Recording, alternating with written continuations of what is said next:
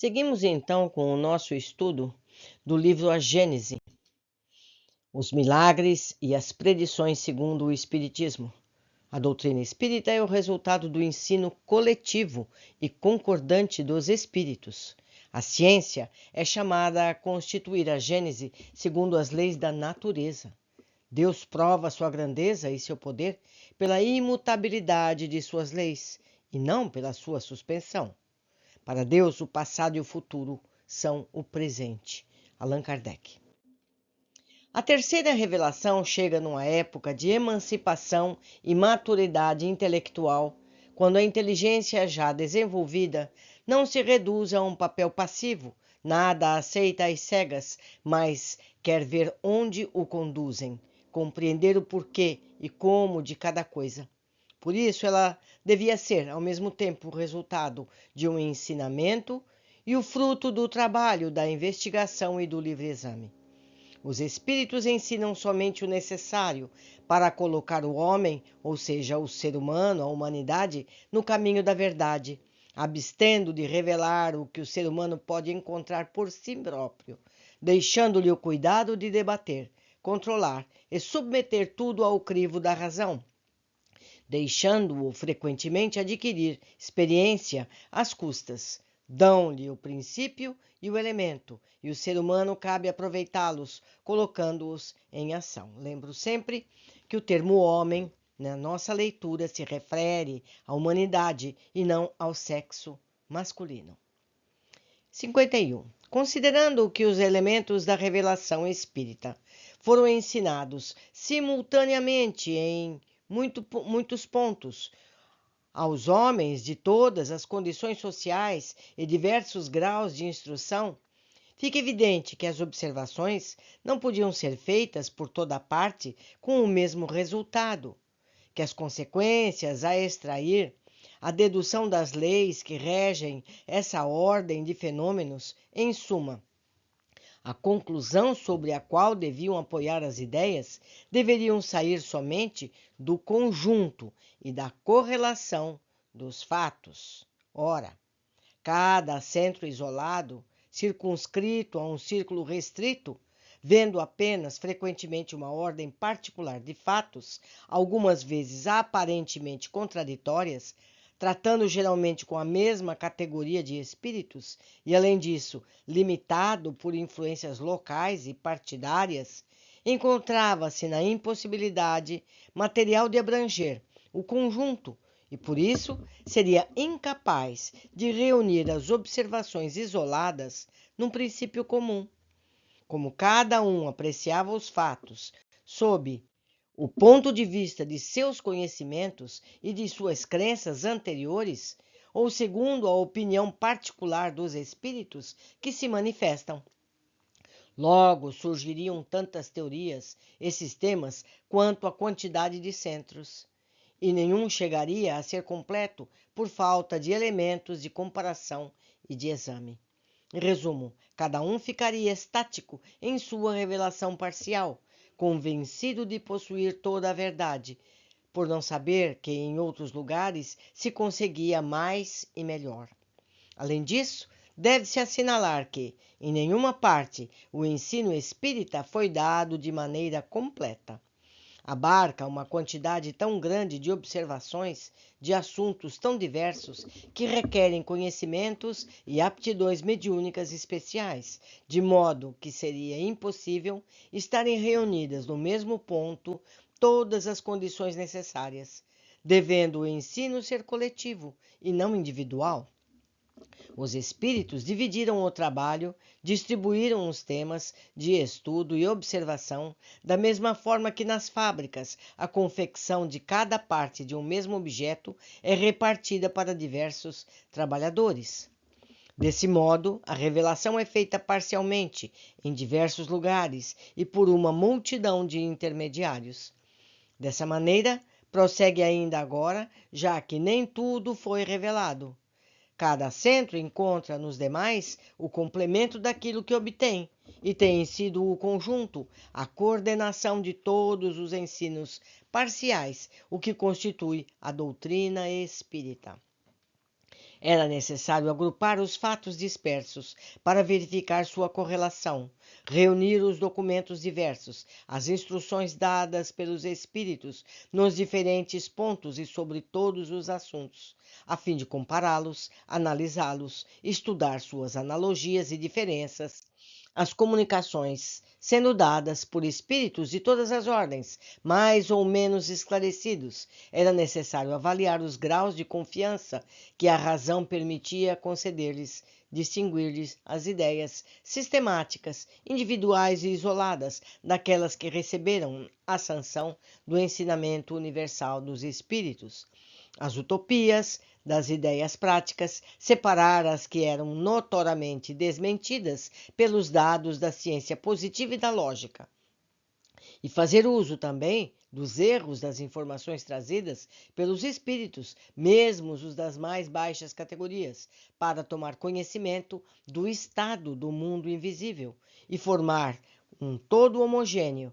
Seria preciso, numa palavra, um centro de elaboração independente das ideias preconcebidas, dos prejuízos de seita, disposto a aceitar as evidências da verdade, mesmo contrárias às suas opiniões pessoais.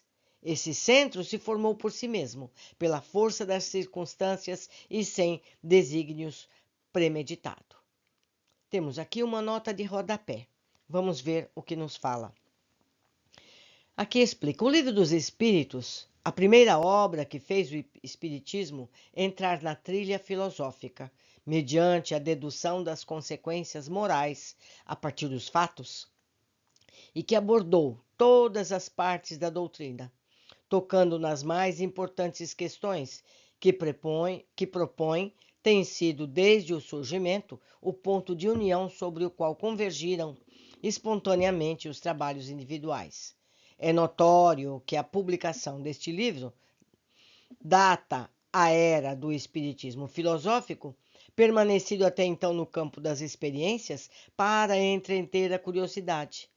Se este livro conquistou a simpatia da maioria, é por ser a expressão dos sentimentos dela, correspondendo assim às suas aspirações. É também porque nele se encontrava a confirmação e a explicação racional daquilo que se obtinha em particular. Se estivesse em desacordo com o ensinamento geral dos espíritos, cairia em total descrédito e no esquecimento. Ora, qual tem sido esse ponto de convergência? Por certo, não foi o homem, ou seja, não foi o ser humano, que nada vale por si, por ser trabalhador que morre e se vai, mas a ideia que não perece por emanar de uma fonte superior ao homem, ou seja, ao ser humano. Essa concentração espontânea de forças esparsas deu lugar à imensa correspondência, monumento único no mundo, quadro vivo da verdadeira história do espiritismo moderno, refletindo ao mesmo tempo os trabalhos parciais dos sentimentos múltiplos que fizeram nascer a doutrina, em consequências morais, a dedicação de uns e as deserções de outros, arquivos preciosos para a posteridade, que poderá julgar os homens, os seres humanos, as coisas por meio de documentos autênticos. Na presença desses depoimentos irrecusáveis, a que se reduzirão com o tempo todas as falsas alegações das difamações de inveja e do ciúme? Isso é uma nota de Allan Kardec. O que ele está explicando aqui, meus amigos? Eu vou devagar um pouco aqui. Kardec fez questões, não só Kardec, mas o grupo fez questões. Essas questões foram respondidas nas mais diversas partes do mundo. E recolhidas essas respostas por Kardec, as analisou todas e aceitou aquelas que eram convergentes. Era sem confirmação, que era um ensinamento sólido. Continuando a nossa leitura. Item 53. Desse estado de coisas, resultou uma dupla corrente de ideias. Uma dirigindo-se das extremidades para o centro, outras encaminhando-se do centro à periferia. Assim, a doutrina avançou rapidamente para a unidade, apesar da diversidade das fontes das quais se originou. Os sistemas divergentes, pouco a pouco, ruíram, por permanecerem isolados frente à ascendência de opiniões da maioria, pois não encontraram repercussão simpática. A partir de então, estabeleceu-se uma comunhão de pensamentos entre os diferentes centros parciais. E como falavam a mesma linguagem espiritual, compreende-se que estimavam de um extremo ao outro do mundo. Foram inúmeros os locais que mandaram questões e respostas. Os espíritas se sentiram fortalecidos, lutaram com mais coragem, caminharam com passos firmes, desde que não se viram isolados e perceberam um ponto de apoio, um laço unindo-os numa grande família. Os fenômenos dos quais eram testemunhas já não pareciam fatos estranhos, nem anormais ou contraditórios, pois puderam associá-los com as leis gerais da harmonia, observando de uma só vez a totalidade do edifício e vendo nesse conjunto um objetivo grandioso e humanitário. Vamos à nota de rodapé. Nota 40. Um testemunho significativo, tão notável quanto tocante dessa comunhão de pensamento que se estabeleceu entre os espíritas pela conformidade de suas crenças, são os pedidos de preces chegados de países mais distantes, desde o Peru até as extremidades da Ásia, formulados por pessoas de religiões e nacionalidades diversas, as quais nunca tínhamos visto antes. Não será isso o prelúdio da grande unificação que se prepara? Não é a prova das raízes profundas formadas pelo Espiritismo em toda parte? É digno de nota que, de todos os grupos que se formaram, com a intenção premeditada de promover a cisão ao proclamar princípios divergentes, assim como todos aqueles motivados por razões de amor próprio ou outras para não parecer que se submetem à lei comum, se consideraram suficientemente fortes para caminharem sozinhos, imaginando-se dotados de luzes suficientes para desprezar os conselhos. Nenhum chegou a constituir uma ideia preponderante e viável. Todos se extinguiram ou vegetaram à sombra. Não poderia ser outro modo, pois, para se distinguirem em lugar de se esforçarem por proporcionar um número maior de satisfações, rejeitaram exatamente os princípios da doutrina como o maior poder atrativo, os mais encorajadores, consoladores e racionais. Se houvessem compreendido a força dos elementos morais que constituíram sua unidade, não haveriam sido enganados por uma quimérica ilusão.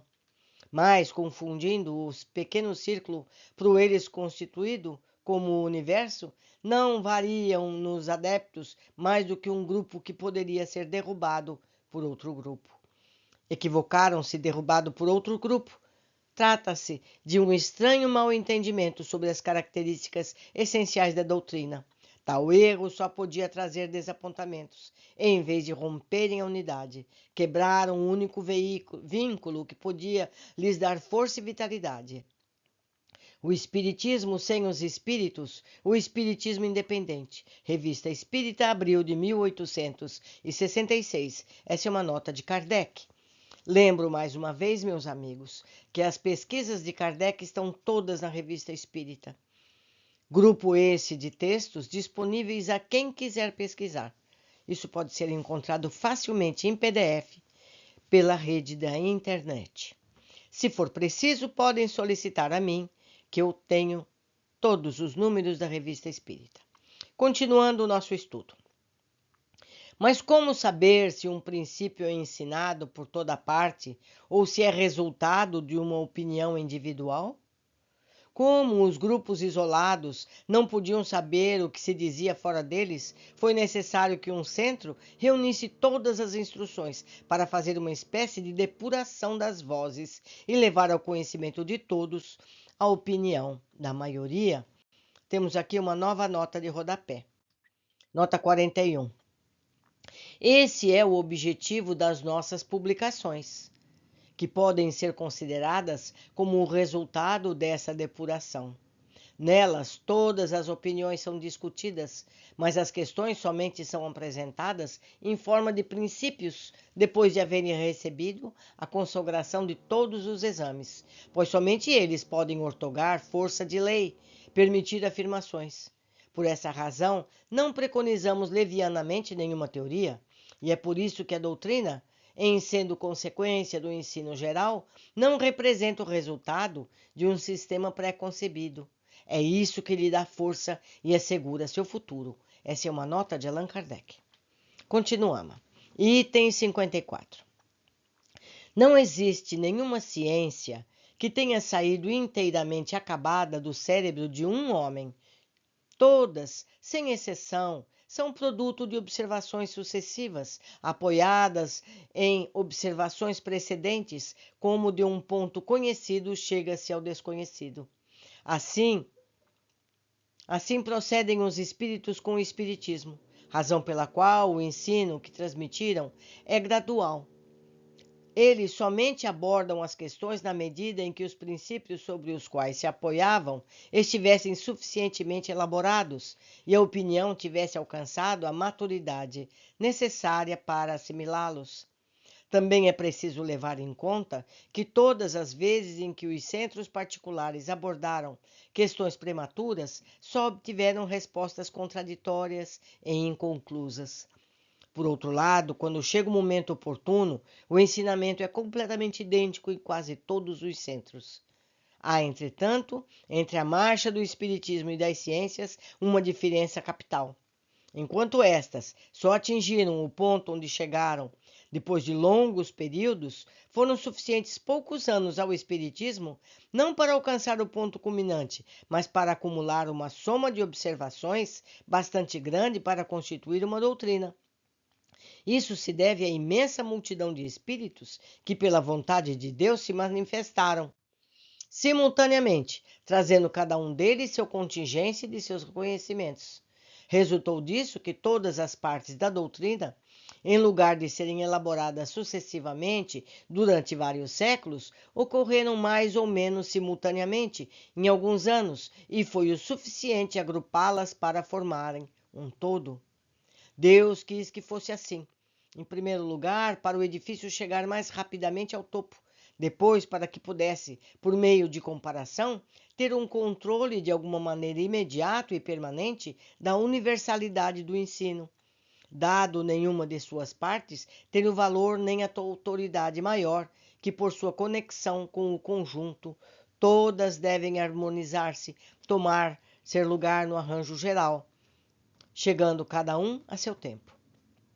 Como Deus não confiou a um só espírito a responsabilidade de promulgar a doutrina, quis assim mesmo tanto o menor quanto o maior, seja entre os espíritos, seja entre os homens, levando sua pedra ao edifício, a fim de estabelecer entre eles um laço de solidariedade cooperativa que faltou a todas as doutrinas provenientes da fonte única. Por outro lado, cada espírito e cada ser humano, dispondo somente de uma limitada soma de conhecimentos, individualmente, não estavam aptos a tratar do ex professo das inúmeras questões inerentes ao espiritismo. A isso se deve também que a doutrina, em cumprimento dos desígnios do Criador, não poderia ser obra de um só espírito, nem de um só médium, pois poderia sair da coletividade os trabalhos verificados uns pelos outros. Nota 42. Veja-se em O Evangelho segundo o Espiritismo a introdução no item 2 e a Revista Espírita de abril de 1864. Autoridade da doutrina espírita, controle universal do ensino dos espíritos. Nota de Allan Kardec. Então, meus amigos, eu convido vocês a fazerem essa pesquisa. É muito interessante que vocês também partilhem dessa pesquisa.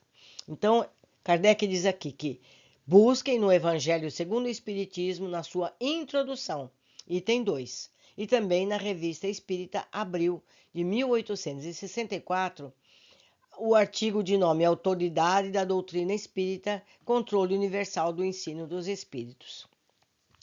Esse material está disponível a quem quer buscar na internet. Continuando o item 55.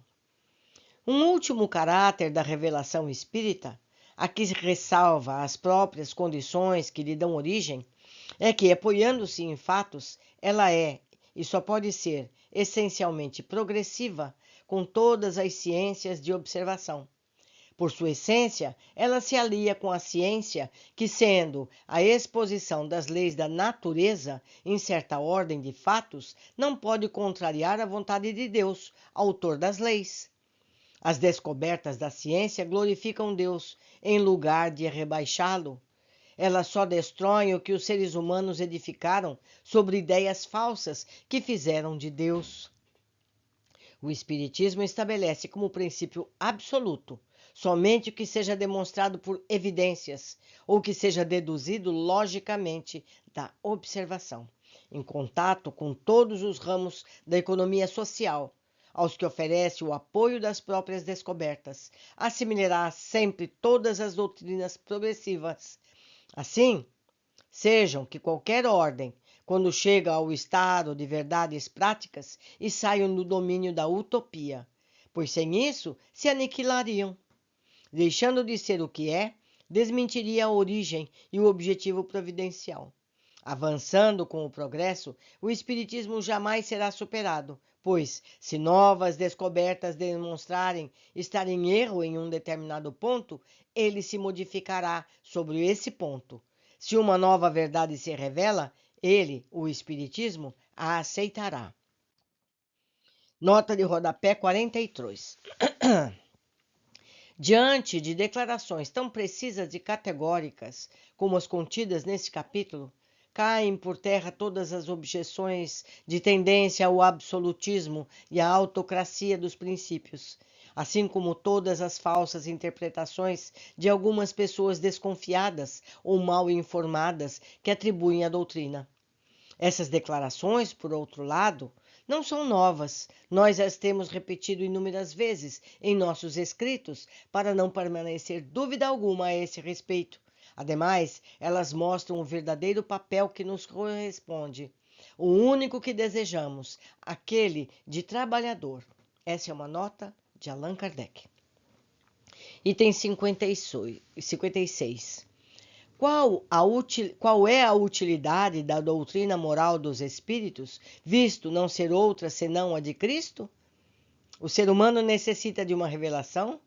Não pode encontrar em si mesmo tudo o que precisa para bem conduzir?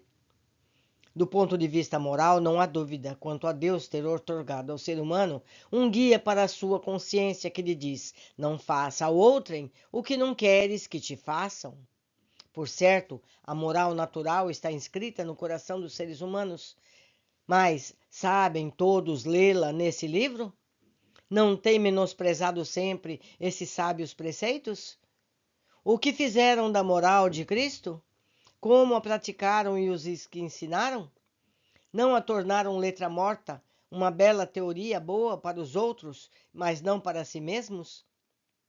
Censurai um pai por repetir 10 vezes, 100 vezes a mesma instrução a seus filhos, se eles não aproveitam? Por que Deus faria menos do que um pai de família? Porque ele, Deus, não enviaria aos seres humanos, de tempos em tempos, mensageiros especiais, encarregá-los e chamá-los a seus deveres, levá-los ao novo apelo ao caminho do bem, quando dele se desviam? Por que não abrir os olhos da inteligência àqueles que os têm fechados? Assim como os seres humanos mais adiantados enviam missionários aos selvagens e aos bárbaros? Os espíritos ensinam a moral do Cristo, pela razão de nada haver de melhor. Mas então, para que serve seu ensino, se só repete o que já sabemos? O mesmo poderia ser dito da moral do Cristo, porque foi ensinada 500 anos antes por Sócrates e Platão, e em termos quase idênticos? O mesmo se pode dizer de todos os filósofos moralistas que repetem a mesma coisa em todos os tons, de todas as maneiras. Pois bem, os espíritos vêm muito simplesmente aumentar o número dos estudiosos da moral, com a diferença de que, manifestando-se por toda parte, se fazem ouvir tanto na cabana quanto no palácio, tanto pelos ignorantes quanto pelas pessoas instruídas. O que os ensinamentos dos Espíritos acrescentam à moral do Cristo é o conhecimento dos princípios que regem as relações entre os mortos e os vivos. Eles completam as noções vagas que ele havia dado a respeito da alma, de seu passado, do seu futuro, sancionando a doutrina cristã pelas próprias leis da natureza. Com o princípio das novas luzes trazidas pelo Espiritismo e pelos Espíritos, os seres humanos compreendem a solidariedade que une todos os seres. A caridade e a fraternidade se convertem numa necessidade social. Os homens, ou seja, os seres humanos, passam a fazer, por convicção, o que só faziam por dever, e fazem ainda melhor. Quando os seres humanos praticarem a moral do Cristo, somente então poderão afirmar que já não necessitam mais de moralistas encarnados ou desencarnados. E nesse momento, Deus não mais os enviará. Item 57. Uma das questões mais importantes entre as propostas do começo deste capítulo é a seguinte: qual a autoridade tem a revelação espírita, visto que emana de seres cujas luzes são limitadas e não infalíveis? A objeção seria válida se essa revelação consistisse somente no ensino dos espíritos, se devêssemos recebê-la exclusivamente deles, como se admitíssemos de olhos fechados. Porém, ela perde todo o seu valor a partir do momento que os seres humanos contribuem para essa revelação, com sua inteligência e seu juízo, desde que os espíritos se limitam a orientá-lo nas deduções que ele mesmo pode extrair da observação dos fatos. Pois bem, as manifestações, em suas inumeráveis variedades, são fatos que os homens, os seres humanos, estudam em busca de deduzir sua lei. É nessa tarefa recebe ajuda dos espíritos de todas as categorias, os quais, desse modo, são mais colaboradores do que reveladores, no sentido habitual do termo. O ser humano submete os conceitos dos espíritos ao controle da lógica e do bom senso, e dessa maneira se beneficiam dos conhecimentos especiais que eles possuem, relativos ao grau de seu adiantamento, sem abdicar do emprego da sua própria razão. Como os espíritos não são mais do que almas de seres humanos, ao se comunicarem com eles, não saímos da humanidade, que é uma circunstância primordial que deve ser considerada. Assim, os homens de gênio, ou seja, os seres humanos de gênio, que têm sido faróis da humanidade, saíram do mundo dos espíritos e para lá voltarão, quando deixarem a terra, depois do falecimento do seu corpo. Quando considerarmos que os espíritos podem se comunicar com seres humanos, esses mesmos gênios podem lhes dar instruções na condição espiritual, do mesmo modo que faziam quando tinham a forma corporal. Podem nos instruir após a morte, como faziam quando vivos. Em vez de visíveis, são invisíveis. Essa é a diferença. Sua experiência, o seu saber não devem ser menores que antes. A sua palavra, como homens, como seres humanos, tinha autoridade. Não há razão para que agora não tenha, pelo simples fato de se encontrarem no mundo dos espíritos. Contudo, não são somente os espíritos superiores que se manifestam, mas também os de todas as categorias. E isso foi necessário para nos iniciar no verdadeiro caráter do mundo espiritual, mostrando-nos esse mundo em todos os seus aspectos. Disso resulta serem muito próximas as relações entre o mundo visível e o mundo invisível, ficando mais evidente essa conexão. E desse modo, vemos com clareza de onde viemos e para onde vamos, sendo este o propósito essencial dessas manifestações. Assim, todos os espíritos, seja qual for o grau de elevação que se encontrem, ensinam algo para nós. Mas como são mais ou menos esclarecidos, cabe a nós discernir o que há de bom ou mal neles, tirando todo o proveito possível de seus ensinamentos. Todos os espíritos, quaisquer que sejam, podem nos ensinar ou nos revelar coisas que ignoramos e que sem eles não saberíamos. Sem dúvidas, os grandes espíritos, quando encarnados, são individualidades poderosas, mas a sua ação é restrita e inevitavelmente lenta para se espalhar.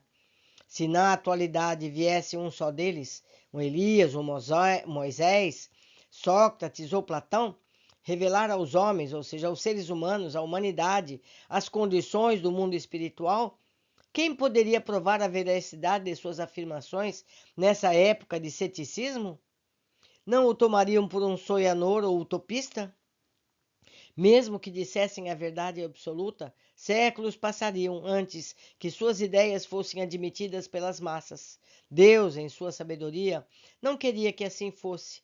Queria que o ensinamento fosse dado pelos próprios espíritos e não pelos encarnados, para convencê-los de sua existência, e quis que isso ocorresse simultaneamente em toda a Terra.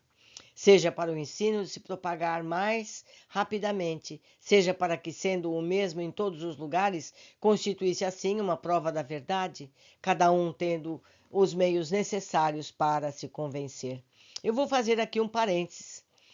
Vocês, meus amigos, sabem muito bem, no passado, quando alguém disse que a Terra era redonda, o que aconteceu? Foram ameaçados de morte os que revelaram essa verdade. Muitos morreram porque disseram que a Terra não era plana. Não é verdade? E hoje qualquer criança sabe disso, mas foram séculos necessários. E ainda há, meus amigos, quem acredite, nos dias de hoje, em pleno século XXI, que a Terra seja plana. É por isso que as verdades espirituais foram dadas através dos espíritos e simultaneamente em vários pontos do planeta. Entenderam? É por aí. Item 60. Os espíritos não vêm para liberar o ser humano do trabalho, do estudo ou das suas investigações. Não lhe transmitem uma ciência completamente elaborada. Com relação ao que o ser humano pode descobrir por si mesmo, eles os deixam livres das suas próprias forças. Os espíritas sabem disso perfeitamente hoje em dia. Há tempos, a experiência tem demonstrado o erro da opinião ao atribuírem aos espíritos todo o saber, todo o conhecimento, como se fosse suficiente dirigir-se ao primeiro espírito e se apresentar para conhecer todas as coisas. Os espíritos provêm da própria humanidade, constituindo uma de suas faces, assim como na Terra, no mundo espiritual, há superiores e os comuns. Muitos deles, portanto, sabem menos das questões científicas e filosóficas que certos homens aqui encarnados. Dizem o que sabem, sem mais nem menos. Da mesma forma como ocorre entre os seres humanos, os espíritos mais adiantados podem ensinar muitas coisas, dando-nos opiniões mais justas que a dos atrasados. Ao buscar conselhos dos espíritos, não se está lidando com potências sobrenaturais, mas com os nossos guias, aqueles mesmos a quem nos dirigíamos neste mundo, parentes, amigos ou pessoas mais esclarecidas que nós. É por isso que importa para o convencimento e é ignorado por aqueles que, não tendo estudado o Espiritismo, fazem uma ideia completamente falsa da natureza do mundo dos espíritos e das relações de além-túmulo. Item 61. Qual é, portanto, a utilidade dessas manifestações, ou se preferem, desta revelação, se os espíritos não sabem mais do que nós, ou não nos dizem tudo o que sabem? Em primeiro lugar, como já dissemos, ele se abstém de nos dar daquilo que podemos adquirir pelo trabalho. Em segundo lugar, há coisas cuja revelação não lhes é permitida, porque o grau do nosso adiantamento não comporta. Mas, além disso, as condições de sua nova existência ampliam o círculo de suas percepções, veem o que não viam na Terra. Assim, liberto dos impedimentos da matéria, isento das preocupações da vida corporal, apreciam as coisas de um ponto de vista mais elevado e, por isso, mais racional. Sua perspicácia alcança um horizonte mais amplo, compreendem seus erros, retificam suas ideias e se desembaraçam dos preconceitos humanos. É nisso que consiste a superioridade dos espíritos sobre a humanidade corpórea e de seus conselhos serem, segundo o grau evolutivo alcançado, mais criterioso e desinteressado que os dos encarnados. O meio no qual se encontra lhes permite nos iniciar nas coisas da vida futura que ignoramos e que não podemos aprender em nosso meio. Até esse dia, o homem, ou seja, o ser humano, a humanidade, só tinha criado hipóteses sobre o futuro. Por essa razão, suas crenças a esse respeito se dividiam em sistemas tão numerosos e divergentes, desde a doutrina do nada até as fantásticas concepções do inferno e do paraíso. Atualmente são as testemunhas oculares, os atores da vida além túmulo, quem nos diz no que consiste essa vida, e só eles poderiam fazê-lo. Por consequência, essas manifestações têm servido para nós dar conhecimento do mundo invisível que nos rodeia e do qual não suspeitávamos. E apenas esse único conhecimento já era de capital importância, supondo que os espíritos não fossem capazes de nos ensinar mais nada. Se você for a um país que não conhece, rejeitaria os ensinamentos do mais humilde camponês que encontrasse? Recusaria indagar sobre o estado da rota porque ele é apenas um camponês? Você não esperaria certamente esclarecimentos de alta envergadura, mas, tal como seja, em sua tarefa, ele poderá, sobre certos pontos, passar-lhe meios de um sábio, não faria sem conhecer o país.